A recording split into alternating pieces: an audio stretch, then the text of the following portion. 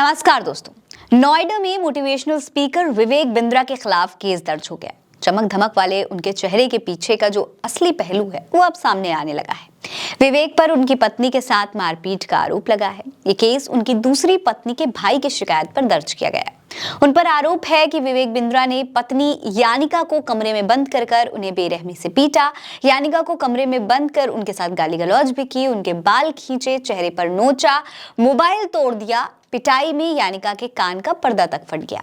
दोस्तों, विवेक बिंद्रा के खिलाफ नोएडा में ये एफआईआर दर्ज की गई है और इस एफआईआर के मुताबिक 6 दिसंबर को विवेक बिंद्रा की यानिका से शादी हुई थी। मारपीट की घटना 8 दिसंबर की बताई जा रही है।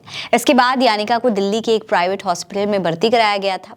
उनकी पत्नी के कुछ वीडियोस भी अब सोशल मीडिया पर वायरल हो रहे हैं। एक वीडियो में विवेक सोसाइटी के बाहर दिखाई दे रहे हैं, जिसमें दिख रहा है कि कैसे उनकी पत्नी दूर भागने की कोशिश कर रही हैं बचकर, और विवेक उनको पकड़ते हुए दिखाई दे रहे हैं। ये वीडियो किसी ने एक कार के पीछे से बनाया है।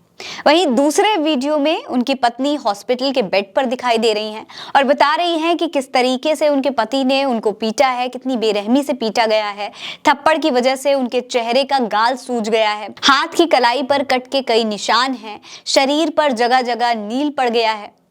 दोस्तों, वैभव क्वात्रा ने अपने बहनोई यानी कि वामिका के भाई ने अपने बहनोई विवेक बिंद्रा पर कई गंभीर आरोप लगाए हैं। वैभव ने ये एफआईआर कराई है और उसमें आरोप लगाया है कि मेरी बहन यानिका की शादी 6 दिसंबर को विवेक बिंद्रा के साथ ललित मानगर होटल में हुई थी। विवेक इस समय नोएडा के सेक्टर 94 स्थित सुपरनोवा वेस्ट रेजिडेंसी में रहते हैं। शादी के 2 दिन बाद यानी कि 8 दिसंबर की सुबह 3 बजे विवेक अपनी मां प्रभा से किसी बात पर बहस कर रहे थे। पत्नी यानिका दोनों के बीच में आ गई। यानिका ने बीच बचाव की कोशिश की, पति विवेक को समझाना शुरू किया। इस पर विवेक पत्नी पर भड़क गए।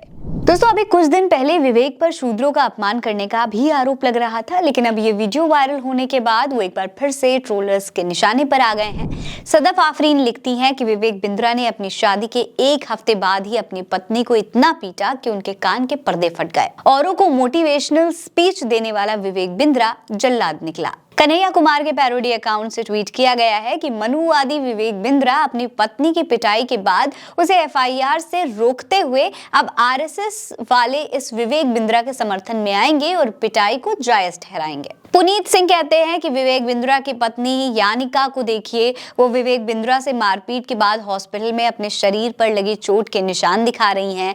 यानिका के कान का पर्दा फट गया है, हाथ और पैर में नील है और कट का निशान है। आप सभी ऐसे राक्षसी लोगों से मोटिवेशन लेना बंद करिए। दोस्तों, विवेक बिंद्रा मोटिवेशनल स्पीकर हैं और सालों से कंपनियों को खड़ी करने की सलाह देते आ रहे हैं, लेकिन वो अपने परिवार को खड़ा करने में कामयाब नहीं हो पाए। उनकी पहली पत्नी गीता सबरवाल से भी उनका विवाद चल रहा था। गीता ने विवेक से खुद की जान को खतरा बताया था। ऐसे में दोनों ही पत्नियों के एक जैसे आरोप लगाना कहीं ना कहीं उनकी असलियत को बयान करता है। आपको क्या लगता है, हमें कमेंट सेक्शन में लिखकर बताइए। ये खबर आप उल्टा चश्मा यूसी पर देख रहे हैं। नमस्कार।